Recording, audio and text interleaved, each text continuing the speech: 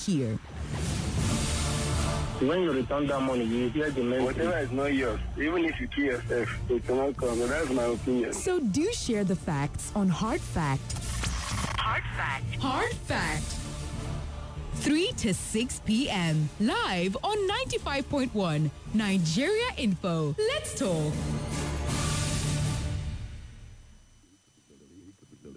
The Big Three. There's always something big happening in Nigeria. Something that gets people talking at home, in their offices, on the road, in the markets. On The Big Three, we don't just bring you the headlines, we go beyond them. Every weekday, Monday to join us as we critically review the three biggest stories driving conversations across Nigeria. From politics to policy, economy to everyday life. If Nigeria is talking about it, you'll find it on The Big Three. The Big Three, more than the headlines. It's where the conversation lives. Only on Nigeria Info 95.1 FM. The Big Three. This is Hard Facts. Hard Facts. Hard Facts. On 95.1 Nigeria Info.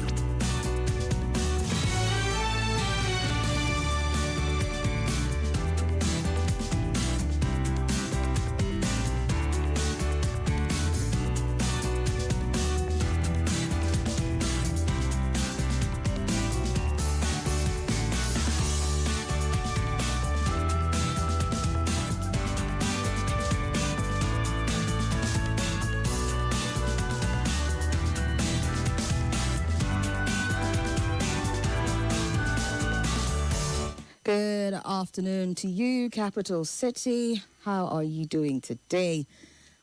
Well done so far on making it through Monday and entering into Tuesday. Mondays, I know, can be a bit tough for some of us. Imagine if you were able to slug it out and then you get up and today also still feels like a Monday. For me, that is where I am at currently. Just trying to get my headspace in there. But either ways, we must do what we have to do. And so we will proceed to start on Hard Facts this afternoon. 17 minutes gone past 3 p.m. My name is Somi. That's S-O-M-I, short for Apenosomi. In some quarters, I have been referred to as the Anamuyekom Bakara 1 of Nigeria Info. It is a mouthful, I know, so we can just stick to Somi and keep it simple. All right, today's stories are anything but simple. We are covering the bases of politics and also talking security on Hard Facts today, starting with the very infamous situation that developed October 1st, I think, was the first time there was news of a attempted coup. And I remember at the time there were various denials and counter reports, trying to downplay any such thing, saying nothing of the sort happened. And here we are, months after, with a final admission in some sort of a way. If you've not heard of an admission before from the federal government, this really just puts the pin in it. The Nigerian government coming out to file 13 charges against 6 individuals accused of plotting to overthrow the administration of President Bola Ahmed Tinubu. The defendants, including a retired military officer, or rather retired military officers and civilians, are scheduled to be arraigned before the Federal High Court in Abuja tomorrow, Wednesday, the 22nd of April 2026. Remember, 22nd of April is also the day when I think we're supposed to get hopefully, since they said it was an accelerated hearing, the determination of the courts as far as the ADC suit is concerned. So tomorrow is going to be it's going to be quite the day. So yes, for tomorrow, apart from the political conversation, the arraignment of these 6 individuals is going to be happening at the Federal High Court. And the charges were filed on Monday, even though the case was first reported today. Now, these charges range from treason and terrorism to failure to disclose information and money laundering. And they were filed by the Director of Public Prosecutions of the Federation, Rotimi Oyedepo, a senior advocate of Nigeria, on behalf of the Office of the Attorney General of the Federation. The defendants charged in the case are Mohammed Ibrahim Ghana, a retired Major General, Erasmus Ochegobia Victor, a retired Navy captain, Ahmed Ibrahim, a police inspector, and Zakari Umoru, an electrician at the presidential villa. There are others as well, namely Bukhar Kashim Goni and Abdul Qadir Sani, who is a Zaria-based Islamic cleric. And then Timothy Silva, one of the more notable names that we've been hearing since talks about a possible or attempted coup, former governor of Bayelsa State, was also named in 7 of the 13 counts, but is yet to be charged as a defendant, according to Premium Times. The prosecution said Mr. Silva, who served as Minister of State for Petroleum Resources during immediate past administration of the late former President Muhammadu Buhari, is on the run. Mr. Silva, alleged to be a financier of the coup, denied the allegations in a press statement last year, and he said that at the time that he was abroad and will return to the country to clear his name, but he has yet to fulfill that promise. Earlier reports, especially put forward by Premium Times, had 40 suspects, including serving and retired military personnel, as well as civilians, arrested in connection with the alleged coup plot last year. While serving officers are to face court-martial, as the known practice with the military, retired personnel and civilians are going to be prosecuted in civilian court. So this, just to give you a sort of an idea of the 40 suspects named, the chances are that there is still the court-martialing happening within the military courts, while these ones are being brought to the civilian courts. Now, the federal government brought 13 coup charges in the marked FHC ABJ CR 206-2026 under the Criminal Code Act, the Terrorism Prevention and Prohibition Act 2022, and the Money Laundering Prevention and Prohibition Act 2022. In 5 of the 13 counts, the prosecution alleged that various funds ranging from 2 million to 50 million naira, totaling 71.2 million, were found in the accounts of the police officer and civilians among the defendants. Now, the 5 counts named the individuals in whose accounts the various sums of money were discovered. The charges describe the funds as proceeds of terrorism financing. In the first count, the defendants were accused of conspiring to wage war against the state to remove President Tinubu from office, an offense punishable under Section 37(2) of the Criminal Code. The second and third counts allege that the defendants had knowledge of plans by the alleged coup leader, Mohammed Maji, a colonel, and others to commit treason, but failed to report or prevent it. And this is in violation of Section 40B of the Criminal Code. The fourth count accuses them of conspiracy to commit terrorism under Section 26(1) of the Terrorism Act. And the fifth count, Mr. Ibrahim, the police inspector, and Mr. Umoru were specifically accused of participating in meetings linked to terrorist activities, contrary to Section 2, 3D, and 12A of the Terrorism Act. Now, subsequent counts allege that the defendants provided support to the plotters, failed to disclose critical intelligence that could have prevented the alleged acts, and withheld information that could have aided their arrest. Count 9 focuses on the cleric who is accused of indirectly retaining 2 million in his Jaiz bank account from A&A Express Link Concept. Funds authorities say he reasonably ought to have known were proceeds of terrorism financing. Now, that one is interesting. Similarly, Mr. Goni is accused in count 10 of receiving 50 million naira through his own account from A&A Express Link Concept, which were reported to be linked to terrorism financing as well. Mr. Umoru is central to multiple accounts, including the allegation that he received 10 million naira in cash from the alleged coup leader in September 2025 and retained an additional 8.8 million naira in his Zenith Bank account, both sums believed to be proceeds of unlawful activities. And finally, Mr. Ibrahim, the police officer, is accused of receiving 1 million naira from Mr. Maaji, which authorities say he ought to have known was linked to terrorism financing. Is all the suppositions in this one, the one about, oh, you ought to have known, you received 2 million, you ought to have known. I presume when they say that, they mean you reach out to the person that sent you the money and say, how far, what's this for? And then whatever they tell you, you now sort of use your discernment to know whether it's terrorism financing or not. But yes, these are the charges leveled against the accused, and it remains to be seen what will be done about it. Let's take a quick beat. When we come back, we'll talk more on this and open up the phone lines. More news and information coming up. We'll be back in a moment.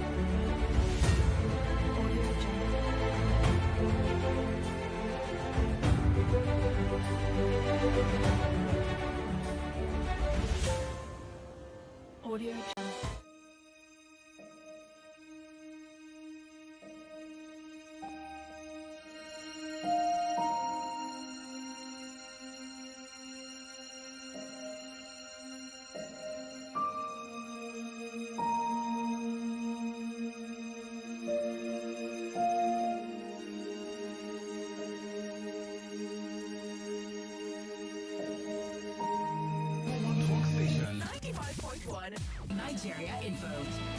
Nigeria Info. Let's talk. This is Hard Facts. Hard Facts. Hard Facts. On 95.1 Nigeria Info.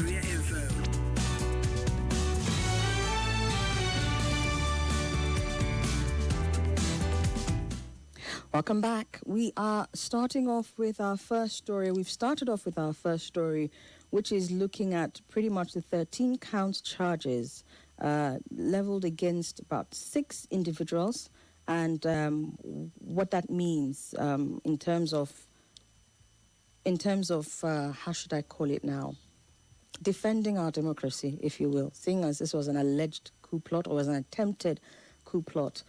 We've run through sort of very briefly some of the charges, but I want us to look again at a few of them before we open up the phone lines. Now, count 5 states in full: Inspector Ahmed Ibrahim and Zakaria Moru, sometime in the year 2025 in Abuja, within the jurisdiction of the court, of this honorable court, in a bid to further a political ideology which may seriously destabilize the constitutional structure of the Federal Republic of Nigeria, knowingly participated in meetings connected with an act of terrorism and thereby committed an offense contrary to and punishable under sections 2, 3D and 12A of the Terrorism Prevention and Prohibition Act 2022.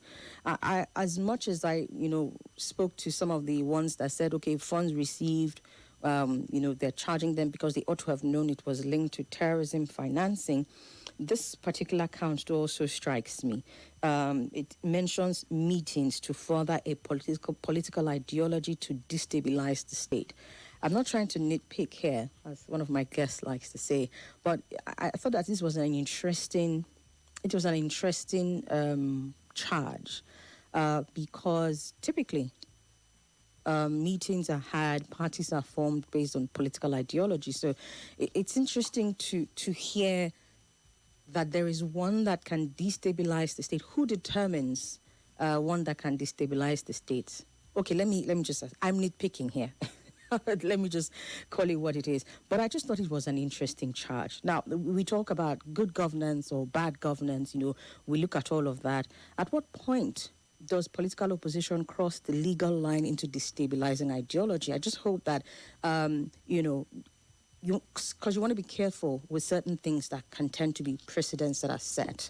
I don't have the particulars of this case, but this just struck me that a political ideology can be deemed as one that can destabilize the state.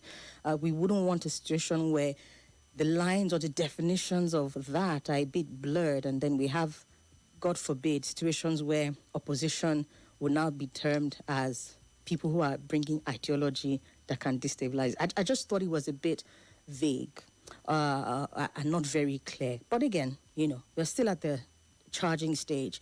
They are arraigned in court tomorrow. Perhaps when we're able to follow through with the proceedings, then we can make more sense out of some of these charges that we are seeing. But that was definitely something that struck my attention. And then you're looking at the financial trail, sums of 50 million, 10 million, all linked to terrorism financing. It's scary to think that these amounts can just be easily deployed for these kinds of nefarious activities, if you put it that way. But another interesting thing, I think, is the how would I put it? So you're having retired generals, you are having civilians.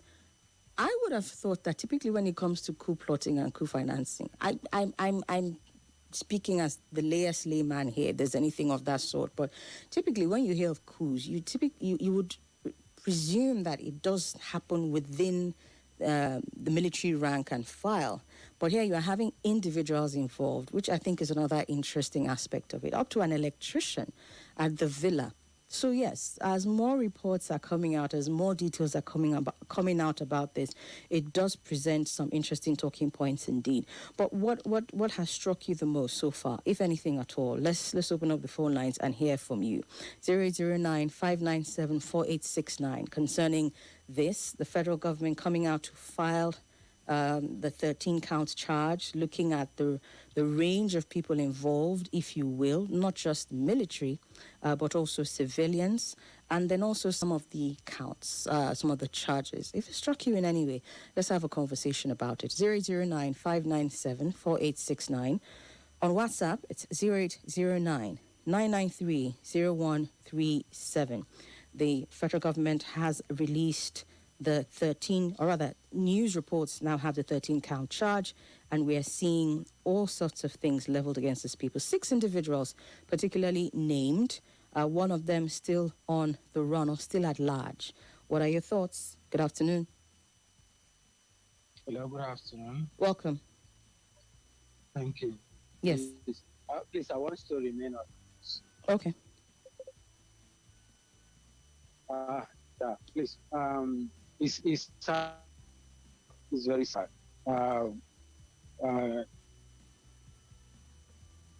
This is something that were leveled against Mr. President during our era.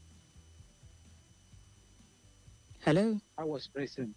I standing here was present when my. Can you hear me? I can hear you, but you're. Can you hear me? Yeah, but it's a bit spaced out. It Yes. seems as if there's a network issue. Perhaps you can speak Okay. quickly before the network shuts Yeah. off. Okay.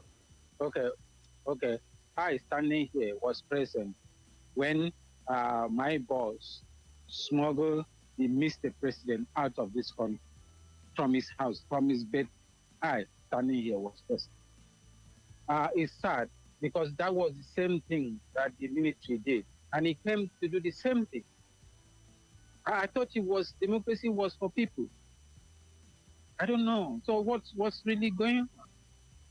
So opposition now become terrorists, and the main terrorists there are wearing army uniforms and sitting in the round table and with the president, because everybody that represents the president is a president, and that means anybody that sits with the terrorists to in a round table is representing the president, and that is his president. So the president is sitting with terrorists, bargaining how to free terrorists that have been killing for years, and he said they are repentant, and then you are chasing civilians up and down, arresting them. The same thing that Abacha did to you. It's sad. It's really sad. It's really sad. Okay. Please, I'm really, my heart breaks when I hear my heart breaks. All right, sir. I mean, they're going to be arraigned tomorrow. We believe that justice will take its course if it's that deeply personal to you. But again, it's before the courts, or rather, it's going before the courts starting tomorrow. So we would follow closely and see what comes out of that. Any other thoughts on this? Let's see. It would have made sense if the federal government rolled out their, is this ammunition to crush the terrorists in the bush? Then we can now take the coup to court. Chimeze with that message. Interesting. If you were listening when SWAT was doing the handover, we will get to that part. We'll get to what the federal government is doing as far as terrorism is concerned. Oh yeah, did you also hear sometime last week about the prosecution of hundreds of suspected terrorists? That one happened as well, but we'll get back to all of that. Good afternoon. Hello, I'm well. well done. Thank you. Yeah, my little sis is William from the line. Go ahead, sir. In as much as we are not agreeing on coup, but like the first caller we said, people are terrorizing the country in the forest. Criminals are coming. These are coup plotters too. What is the government doing about those ones that are terrorizing, spraying out money to which to show no covenant of offense? These are terrorists. These are coup plotters. Because if you're fighting against the state, you are plotting, to overthrow the system, as well as plotting to overthrow the president. Kidnappers are all over our street women down the street, like the one the first caller said, banning and whining those who work in the presidency. I don't know, you're sitting like he said. I don't know, you're sitting with those guys. I'm more or less representing Mr. President. What are they doing with those ones? Is this ones, what I maybe the House on few meetings? Yeah, I'm not against coup. I'm not supporting of coup. But automatically, whoever that is sitting the court they have to face the court. But the truth is, the main coup plotters are those criminals in our forest. That the Mr. President and his handlers should go and chase those ones who are the major coup plotters, who don't cover their face, who are in the forest terrorizing those communities, terrorizing those ones, those communities, those good farmers who are not spiritually not accessing their farm. Those are the main coup plotters. Is it okay for them? Is it okay for them to be taking on two things at the same time? So while they're prosecuting these ones who went after the number one man in the land, then they're also prosecuting and going after those ones as well who are terrorizing the citizens. Is it okay for them to be doing both at the same time? Because I'm trying to understand the narrative of the federal government should go and do that and leave this one. Is that what you're saying?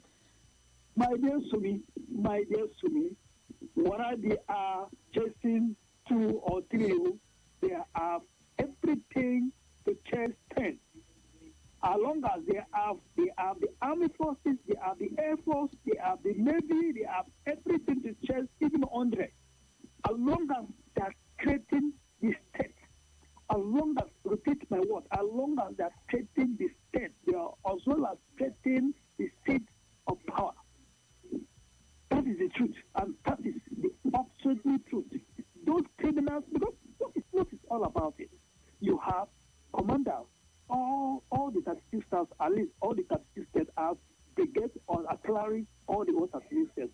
Those commanders and artillery that are representing all the other 36 states, they cannot go to this. There's no way this will lead. There's no way. Okay. Those are, like I said, those are the main coup plotters because they are setting the head and the peace of the land. All right. Have a nice day. All right. Mr. Williams on that. Thank you. Good afternoon. Hello, good afternoon. Welcome. Good afternoon, Somi. I can hear you, sir. Go ahead. How are you? I'm very well, thank you. I'm calling you from Bombay. Welcome, Mr. Tom. Talk to me. Yeah, my name is Mr. Tom. I'm locally around. I was out of the country, but don't ask me where I traveled to. If you're curious, I'll tell you I was in Benin Republic, Cotonou. But you're back to Lugbe now, yes? Thank you. The truth is that, you see, this leadership has terrorized the Constitution, approved by the National Assembly, and supported by the What are you referring to exactly? Terrorize the Constitution? Please explain. Yeah, that is things are not going well. The Constitution has been put away, and this has been approved by the National Assembly, supported by the judiciary. That is why Nigerians are living on life support mechanism. We have been chastised with weapons and scorpions. Good leadership will not attract coup. I am a retired senior military officer. I never hide it. For a long time, my voice has not been heard. I thank Abubakar for double ladder he has asked after me, after my welfare and the rest of him. But thank God I'm alive and I'm contributing. You see, good reasons give way for better one. Security gives way for conspiracy. You see, when you try to secure every aspect of your endeavor, people begin to conspire. Now that everybody is complaining, policies from assault, Nigerians are suffering. Okay, finish. I don't want to talk much. I just come. I do not call you from Bombay. Next time for New Delhi. Bye-bye. Good to hear from you, Mr. Tom. Wherever you travel to, it's good to have you back. We're glad to hear from you once again.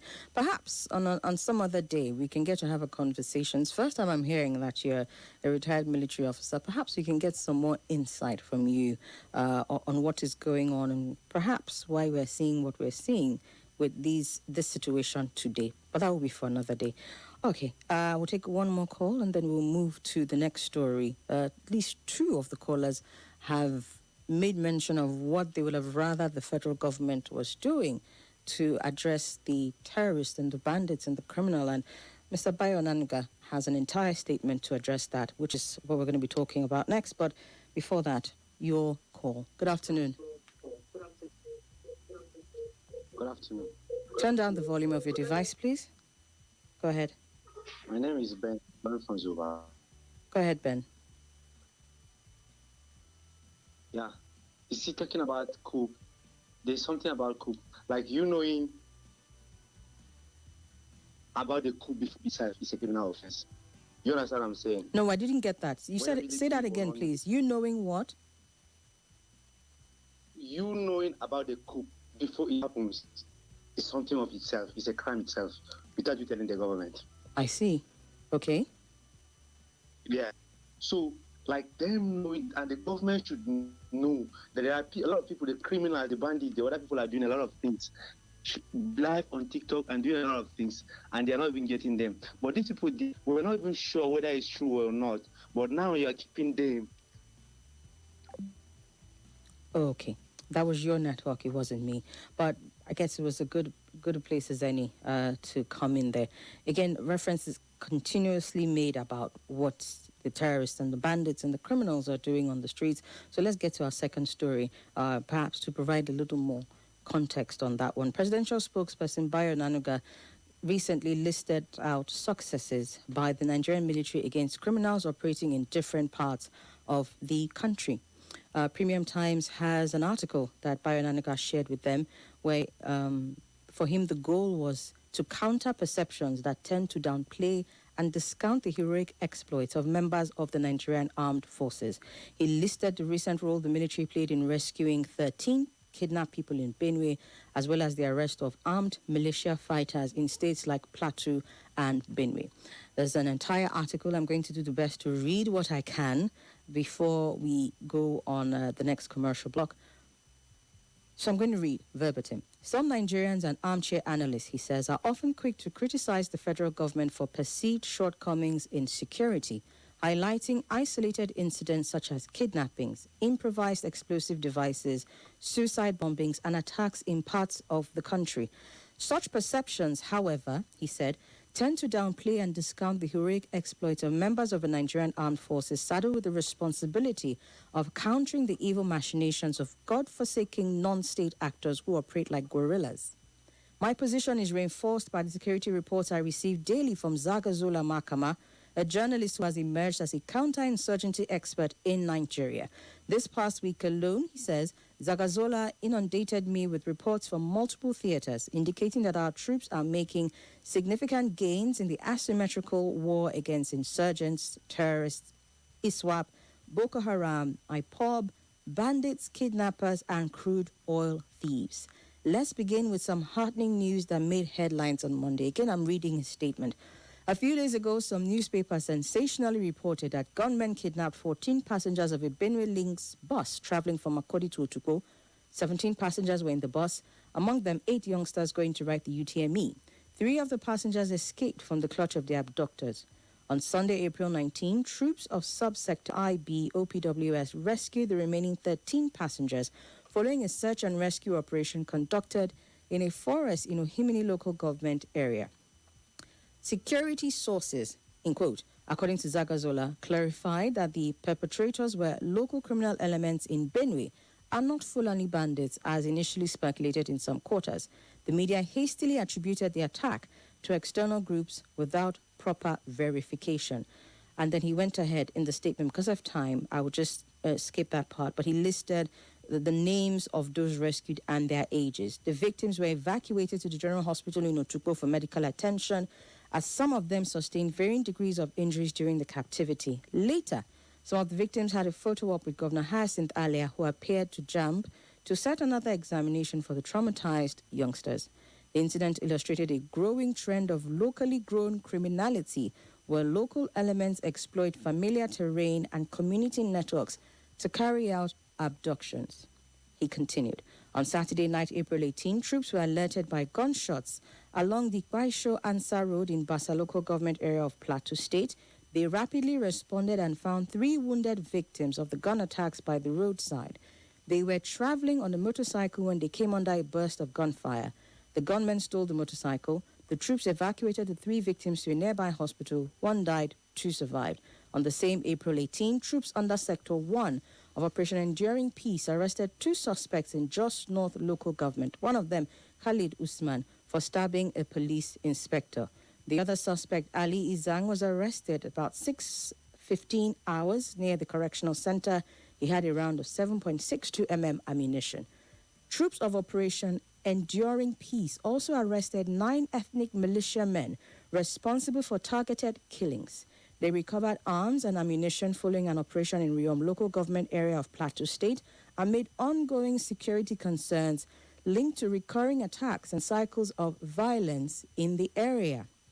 The suspects were arrested at about 1:35 hours on April 18, 2026, when troops deployed at Ganawuri responded to reports of the suspects moving towards the Danwal area. They intercepted and apprehended the suspects, who were found with bloodstains on their clothes, raising suspicion of recent items: 3 cycles, 1 pistol, 1 submachine gun, 1 locally made revolver rifle, 20 rounds of ammunition, and 1 locally fabricated rifle among the items. And the arrest came amid sustained insecurity in parts of Plateau State, where communities in Riom, Barkinladi, Bokos, Mungu, and surrounding areas have witnessed repeated incidents of violent attacks and reprisals. Across these flashpoints, the patterns are consistent, which suggests that perpetrators of violence are not faceless outsiders operating in isolation.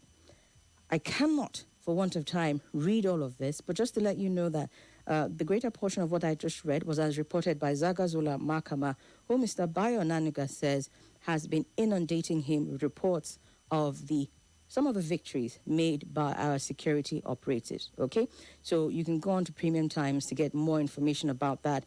There are also reports of Operation Enduring Peace, conducting search and rescue operations in Ariri and Kwasha villages of Basa, following reports of a missing herder, where they discovered the corpse of the herder and recovered 32 cattle alive, while 3 others were found dead, and the troops handed the remains of the herdsmen and livestock to community leaders. While on the same day, they responded to intelligence on an illegal camp in Ungwandoki Riom local government area, where 4 suspected migrants were arrested.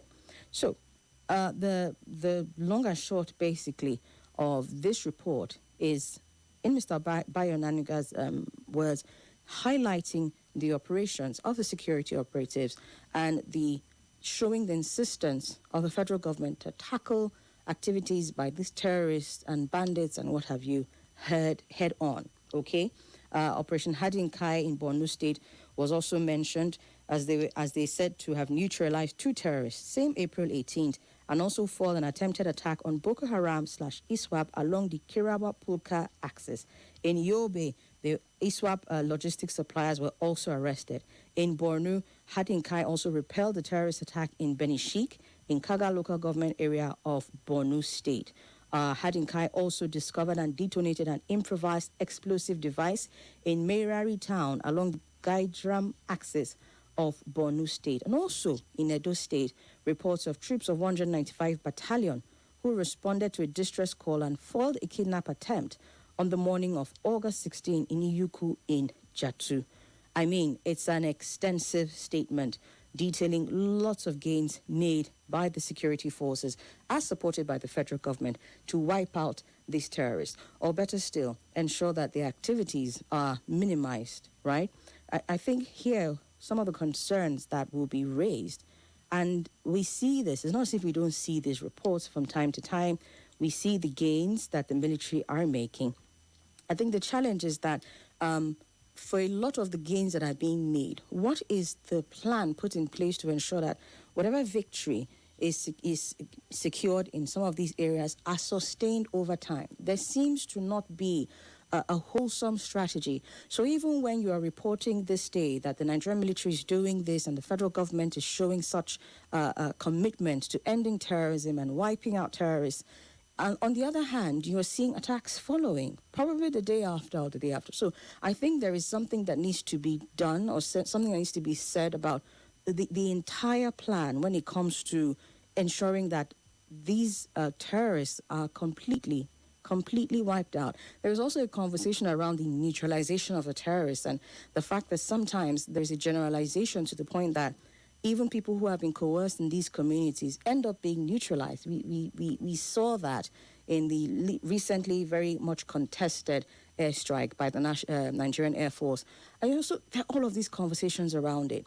So Mr. Onanuga coming out to say, look, these are the successes of the military. This is showing the commitment by the federal government to wipe out terrorists and to ensure that all the activities are put to an end.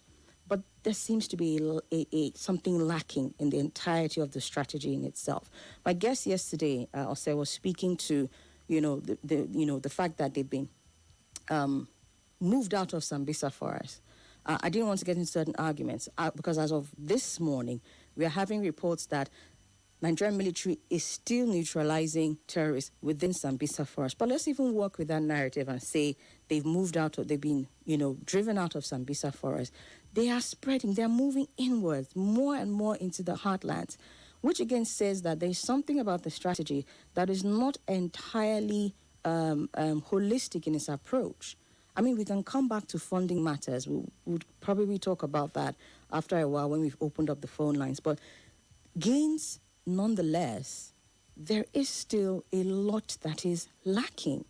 I think it was some committee that was looking at the funding of the intelligence, what they call it, agencies, and complaining that they are not being funded enough. So if it is a matter of funding, then it should be holistic in the sense that everybody is getting what needs to be gotten, so that the approach is, whether kinetic or non-kinetic, we are not more and often coming from a reactive point of view than a proactive point of view. I think that's where intelligence comes in, so that we can forestall them before they happen. But even a lot of the gains that Mr. Onanuga is referring, well, not a lot of them. Some of the gains that he's referring to here are things that the troops came in to do after the fact. Yes, some of them happened. They were able to repel some attacks from available intelligence.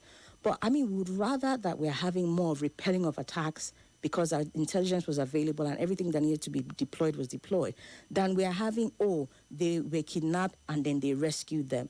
The Benue Link story is such a stain on our face. You now had to go and start talking to JAM to reset exams for students who had been kidnapped. It's such a stain. So, I mean, kudos to the military men, kudos to the government in the areas that they have made gains, but please and please and please, we would rather that these things are not happening, but that you are coming to record gains because you rescued after the fact. And nothing wrong with that, to be honest. Sometimes you don't always get to it before it happens, but which are we seeing more of? I think that's the question that needs to be answered. Okay, so let's hear from at least one person before we get to the news at the top of the hour. Somi, good afternoon. Mike from Abuja. This is diversionary. Who wants to overthrow who, please? This administration... Okay. This administration is whipping up sentiments. Let's talk about it then. If the military really wants to overthrow the president, it would have happened a long time ago. The news on the gains made is laughable. Who will believe them? Kinetic and non-kinetic, while nations are busy displaying their military might. That's my cue. We'll come back and talk some more after this. Stay with us. Abuja, the future of media is no longer coming. It is here. This is Nigeria Info. Nigeria Info.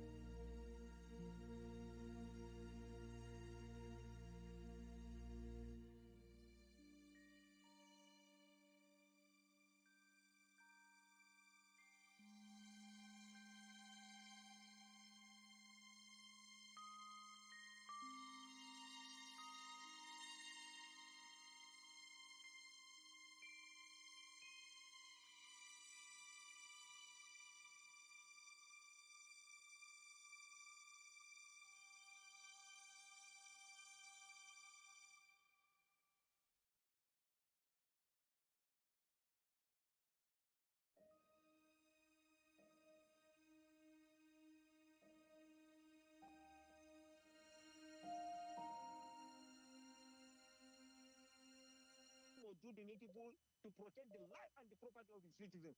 Uncle Tom, you're welcome back. All right. Thank you, Selassie. Good afternoon. Hello. Good afternoon, Sister Somi. Welcome, sir. Mr. Pius calling from my command. Go ahead, Mr. Pius.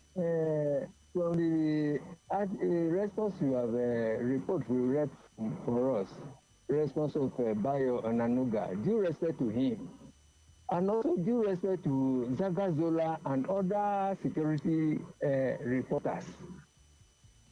Sister Somi, the response Bayo Onanuga is giving is responding to. And from those, from the reports that one has read in the news too about those who were rescued from that Benue something in the Desokete village of Itin. And so many of us have read that they even paid ransom. Is that true or not? I don't have that on my report, sir. Can't confirm that.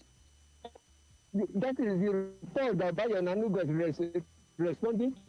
The person went to before they were rescued, and the person who submitted some, I think said they paid over 10 million naira and even bet 33,000 naira worth of.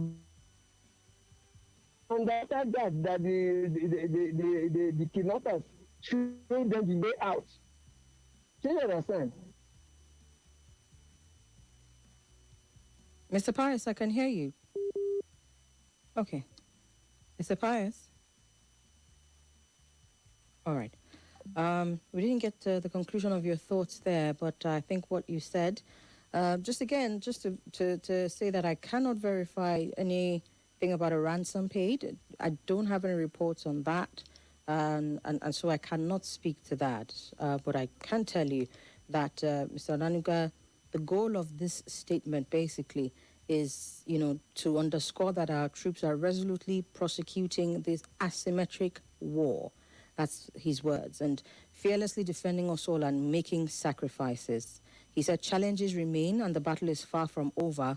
However, what the armed forces and government deserve from us is appreciation and commendation, not condemnation and vilification. I think it's okay for us to be able to say we appreciate what is being done. However, these are some of the glaring gapping holes that are there, and there are ways that they can be addressed so that there is 100%, body language, let me use that word, that indeed everything is targeted towards putting an end to insecurity in the country.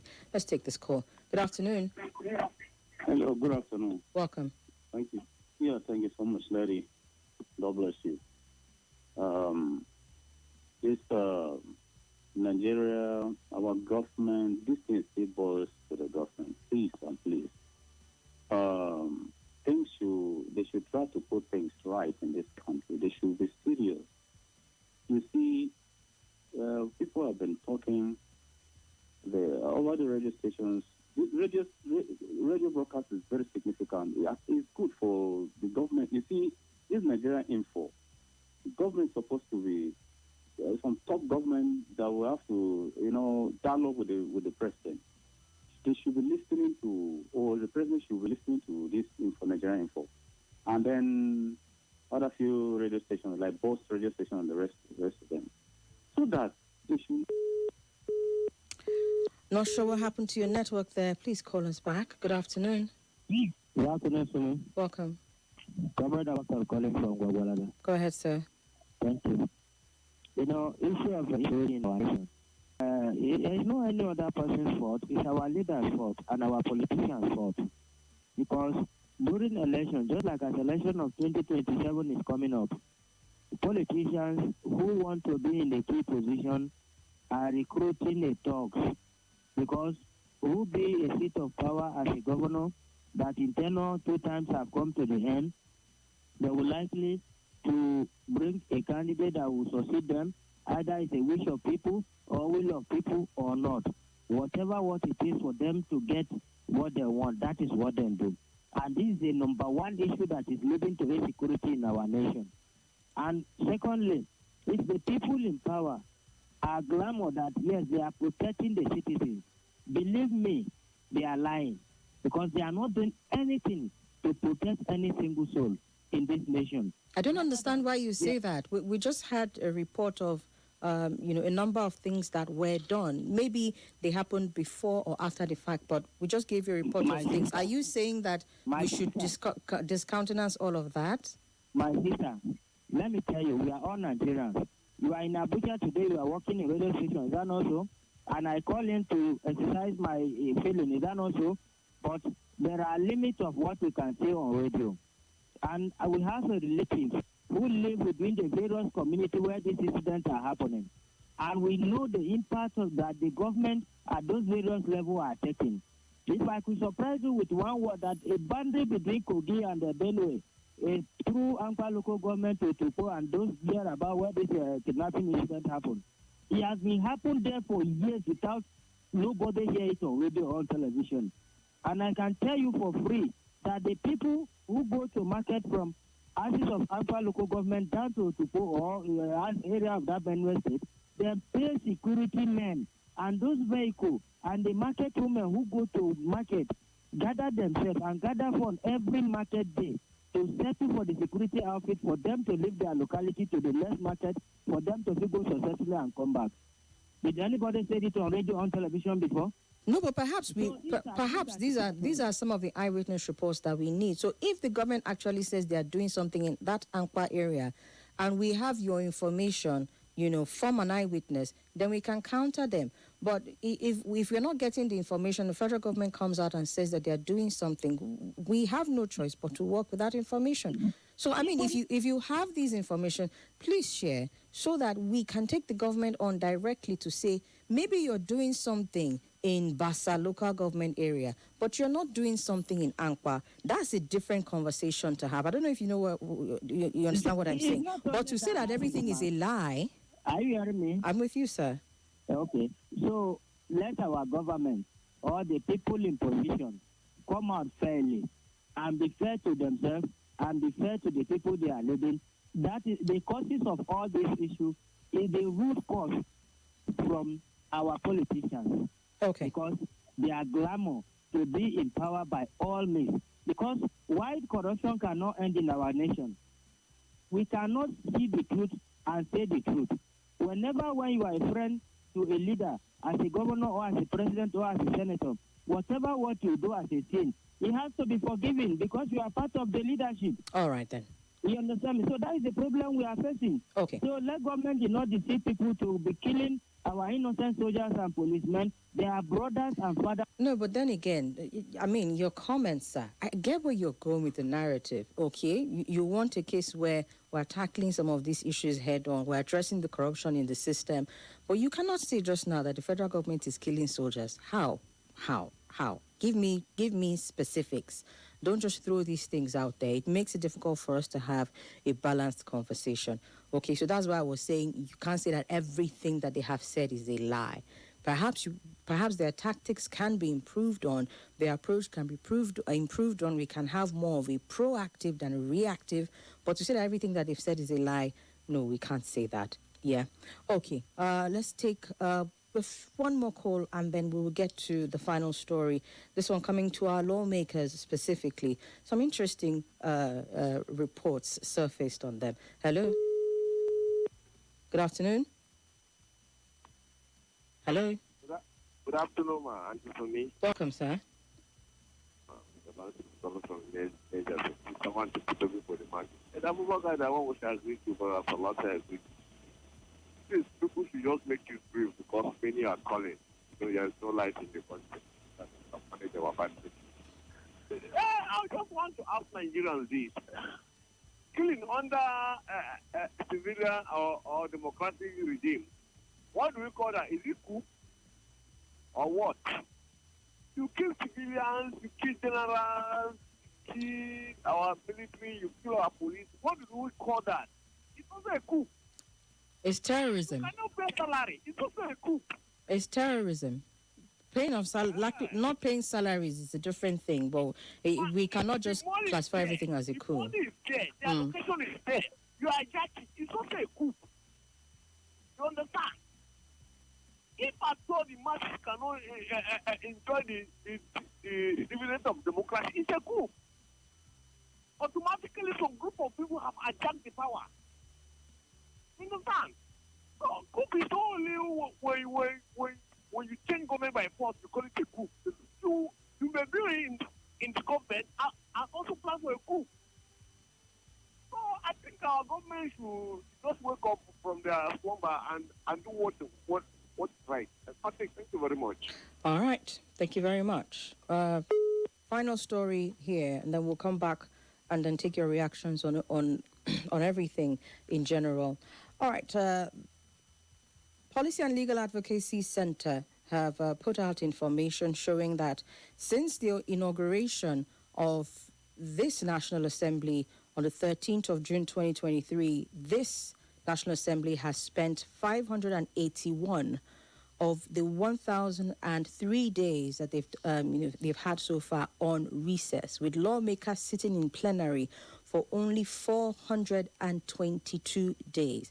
That's 422 out of the 1,003 days that they are supposed to have sat. Yes, this is the report coming from Policy and Legal Advocacy Center. Lawmakers on recess nearly 6 in 10 days since 2023. They have been on recess nearly 6 in 10 days since 2023, according to this data. And the National Assembly risks missing its 181-day constitutional threshold in 2026. As a matter of fact, according to reports, they're struggling to meet it. So far, this first quarter of the year, they've only recorded 17 days that they have sat and had plenary out of all the days that they were supposed to have had this, right? And then when you look at the entirety of their time as a National Assembly, you're having this figure of 422 days instead of the 1,003 days that they have had to sit. Recesses are treated as holidays and accountability is weak. Rafsanjani speaking on the matter. And then also another CSO, Critchard, saying prolonged recesses signal absenteeism and a betrayal of the social contract. Meanwhile, the reps have defended their recesses, saying elections will not disrupt duties. But when you look at it, with the number of times that they have been away in the first quarter of this year, Luna, up until now, you would have to ask yourself, really, will elections not disrupt their duties? These concerns are coming. As the National Assembly is set to resume plenary today after its Easter break. Lawmakers are returning following a series of adjournments and postponements that limited sittings to just 17 days in the first quarter of this year. And you know that as they're resuming today, you're having political parties starting their primaries according to the INEC table in 2 days, which is April 23rd. So concerns are being raised that this will create a direct clash between legislative duties and full-scale electioneering ahead of the 2027 general elections. PLAC, which put out this data, is an independent, non-profit, non-partisan civil society organization that works to strengthen democratic governance and promote citizens' participation and engagement with public institutions in Nigeria. Further observation by The Guardian indicates that leading up to April 21st, members of the National Assembly initially returned from Christmas and New Year break January 27, 2026, but plenary was quickly adjourned for 2 weeks to allow committees to engage ministries, departments, and agencies in budget defense sessions following the presentation of a 2026 budget by the President in December of 2025. And so, resumption January 27th of 2026, and then they sort of adjourned again. The National Assembly leadership stated that this particular adjournment was intended to fast-track consideration of a 2026 appropriation bill at the committee level. Legislation work, however, remained unsettled. The Assembly briefly reconvened in February for the urgent passage of the Electoral Act 2026, after which plenary was adjourned again until February 24th. The date was later shifted to March 5th and then March 10th as committees worked to conclude budget defense processes. By the time lawmakers fully reconvened, the legislative calendar had already been significantly compressed. At their return in March, the Assembly proceeded on Salah recess and reconvened March 31 to pass the revised 68.32 trillion naira 2026 Appropriation Act. Immediately after passing the budget, lawmakers adjourned again for the Easter break, for which they're set to return today, April 21st. Now, the cumulative effect of these disruptions is evident in the figures, as you have, as I said earlier, 17 sitting days recorded between January and March 31st. The National Assembly was away, effectively, for 77.1% of the period, falling well short of the constitutional benchmark. PLAC data further showed that since June of 2023, the National Assembly has taken more than 20 recesses, with 2025 standing out as the least productive year for legislative activity, because they sat only 141 days in 2025 as opposed to the 181 days. The National Assembly fell 40 days short of the constitutional minimum, spending about 61.3% of the year away from plenary. And this trend, as we're seeing, is continuing in 2026, especially with electioneering, picking off full gear in 2 days. So chances are that 2026 is going to be much less productive if they continue at this pace. By the end of March, lawmakers had sat for just 17 days out of a possible 90 days. Now, under Section 63 of the 1999 Constitution, the legislature is required to sit for not fewer than 181 days a year. To meet that threshold in 2026, lawmakers will need to sit at least 164 additional days before December. What are the chances of that happening with party primaries starting 2 days from now? Observers are saying that with the political calendar, it's going to be very, very unlikely. But the bigger question is, what suffers and who suffers with all of this happening in our legislative house? I would like to hear from you first before I go to my own research and, the feelers coming out if they're continuing at this rate. Again, 0809-597-4869, 0809-993-0137. Are there even penalties for this? Can they afford to do this and get away with it? Looks like they did it in 2025, even in 2024, and the trend is continuing. Who suffers and who pays? Hello? Hello, good afternoon. Welcome, sir. My name is Adiola Victor from Visa. Welcome. I want to talk on this policy and legal center about the National Assembly sitting. Whether we like it or not, the politicians are going to do whatever they like, and nobody, and they believe that nobody will query them. They call themselves federal lawmakers. They make law and they break law. Look at the number of days. They started last year. And this year again. Holidays.